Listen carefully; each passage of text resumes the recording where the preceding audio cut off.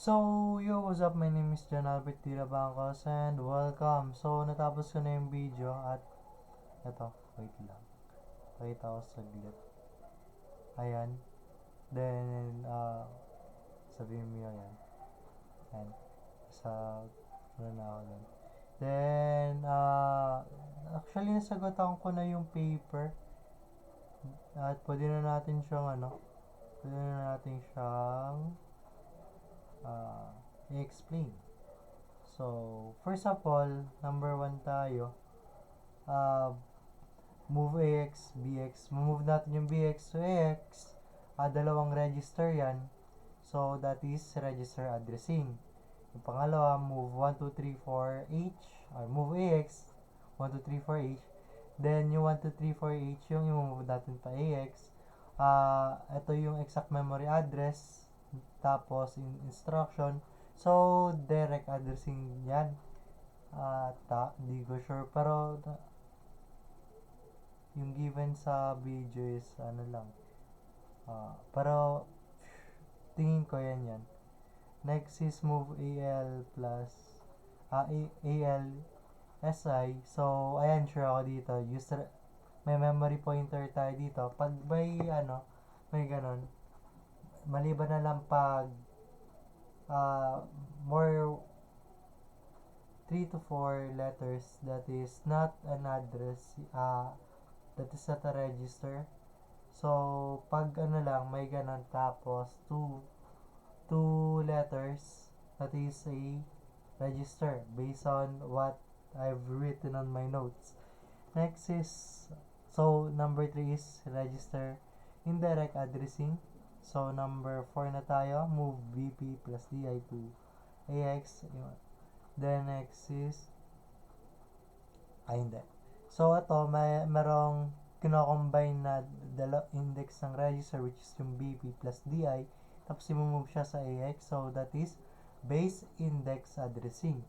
So, the next one is move CX index ng or BX plus SI plus 08H. So, meron tayong displacement dito. Then, a base and an index. So, meron siyang base index pati displacement. So, that is base index with displacement addressing. Yung displacement dito, which is 08H. Then, yung dito, yung base is DBX. Tapos, yung index, well, nasa index sila, pero SI yun. Index yung I. Then, next one is move DI to AX, which is index addressing lang siya. No need to explain because it uses an index register with a pointer to memory. So, next is move AX, BP rather, minus 10 each. So, ayan, may base tayo, which is BP. Tapos yung displace, hindi. Sa, pala yun, sa displacement pala nakalagay yung BP dito. Pero ayan, base with displacement addressing yan. So, ayun, yung displacement natin dyan is yung 10H. Next is immediate addressing, move AX, 567H. Then, ayun, ano lang yan, but siya, pinagkaiba niya sa direct addressing. Indirect addressing, index. Dito naman, hindi siya index. So, ano lang siya? Instruction lang siya.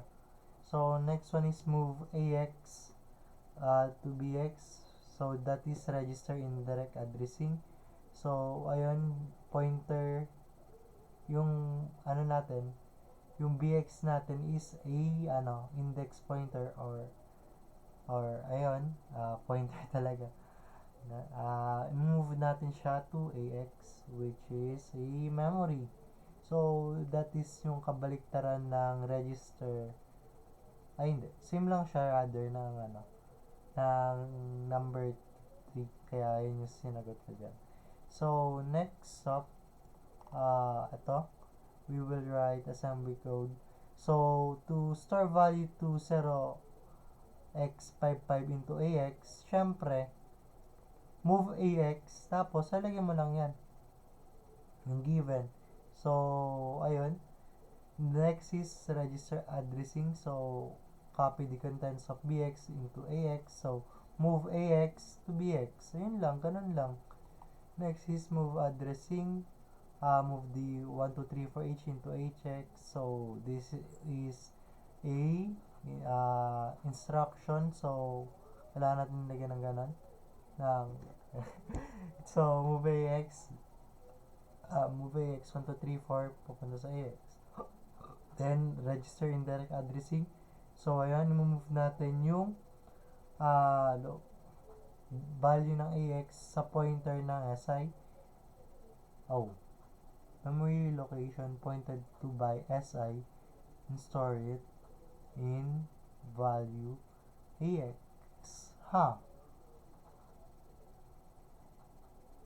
Tama lang pala. Okay, index. Next is index addressing. Retrieve a value from memory pointed by the sum of DI and the displacement of 10H and store it to AL. So, dito, add mo lang itong dalawa. Then, saka mo siya i-store sa AL. So, next is base index addressing.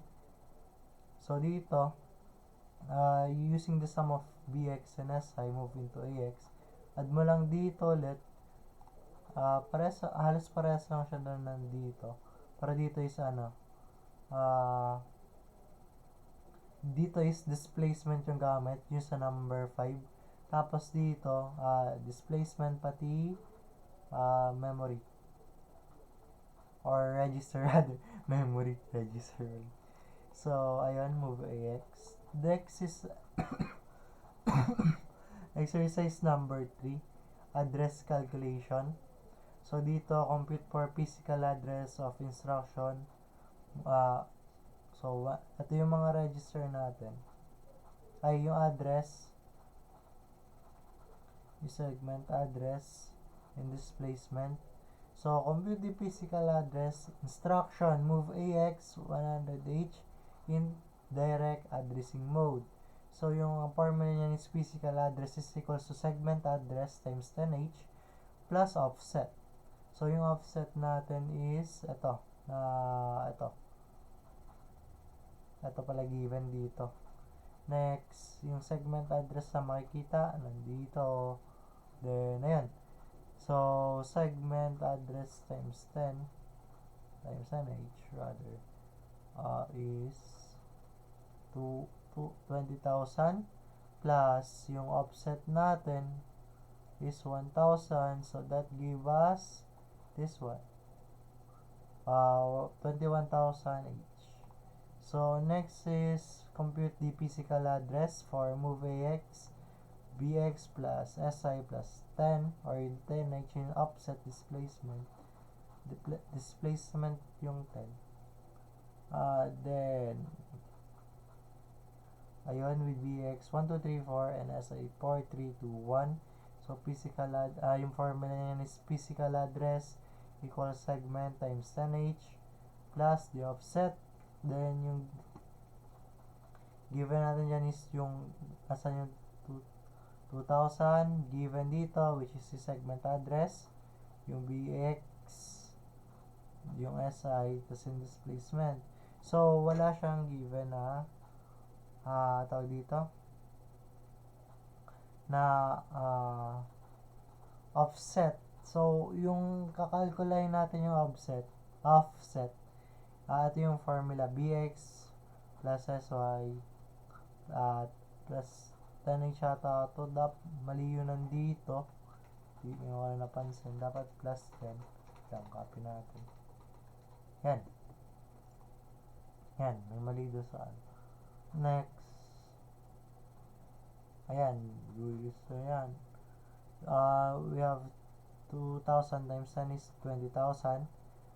Compute muna natin pala yung offset, which is 1,034 plus 4,321 plus 10, so which is total to 5,565.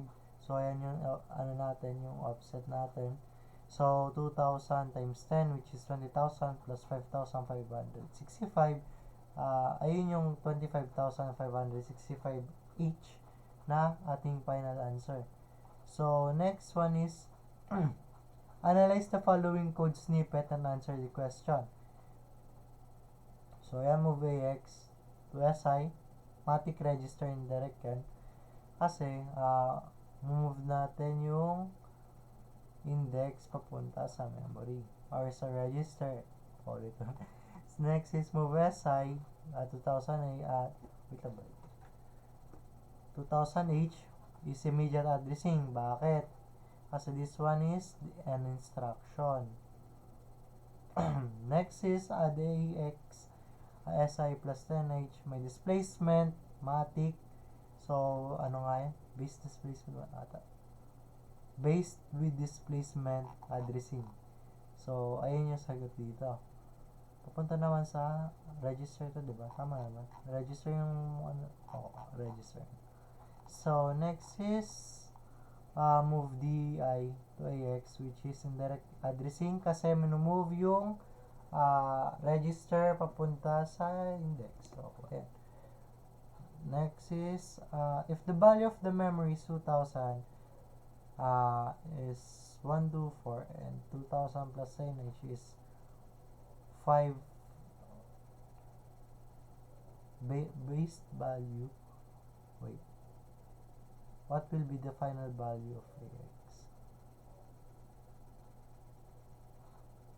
If the value of the familiar value 2,000 is 1, 2, 3, 4 each, and ano ba dito? To move AX to SI. Ano ba yung SI?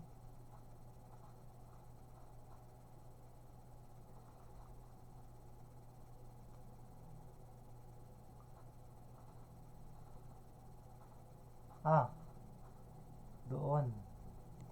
Wait, mali yata yung sagot ko.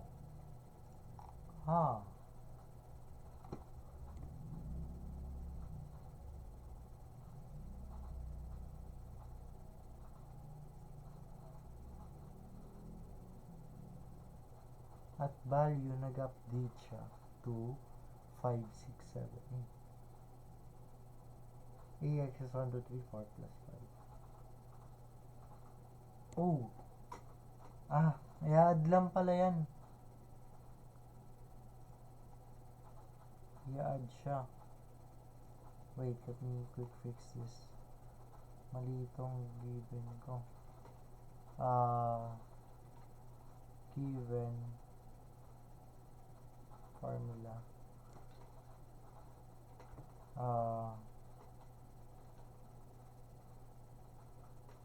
AX equals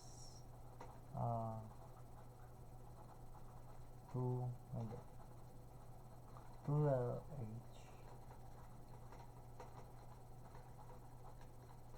then plus 5 ang value. Saan nagkaroon ng 5? And at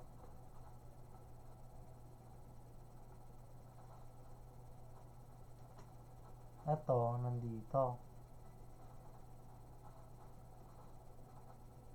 Move to SI. Then, yung SI plus 10 plus 10H. Ay, tama lang.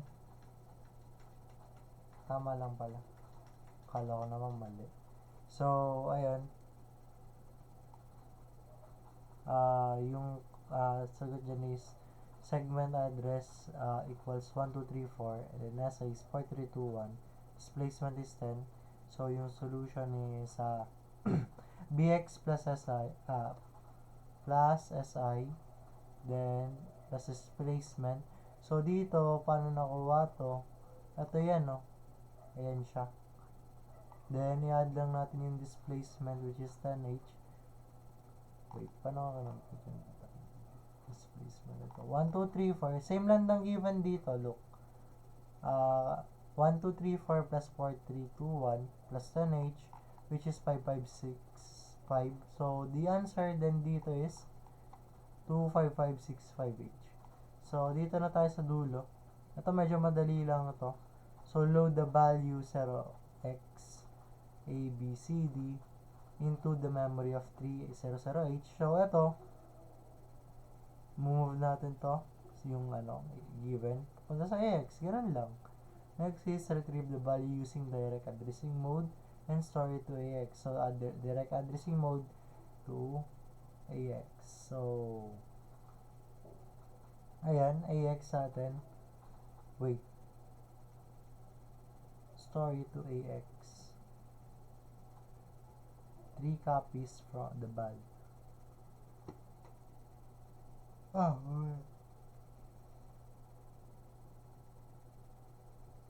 Okay.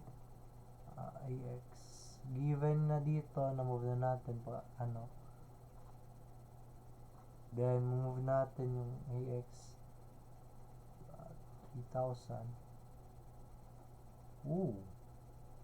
Then, retrieve the value ng memory and store it to AX. Pabalik na 3,000H papunta sa AX.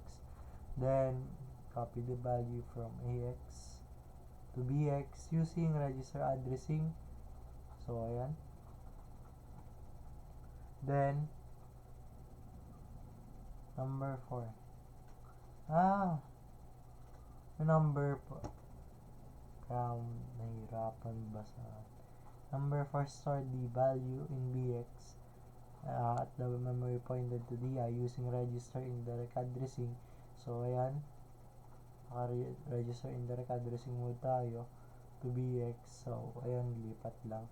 So, should I basta wait lang. So, eto, nandito, number 1 yan. Ito, number 2. Ito, number 3. Then, ito, number 4 to. Ayan yung mga answer ko. Wait, put na ako ganito yan. So, that's all for my video. And see you on another video.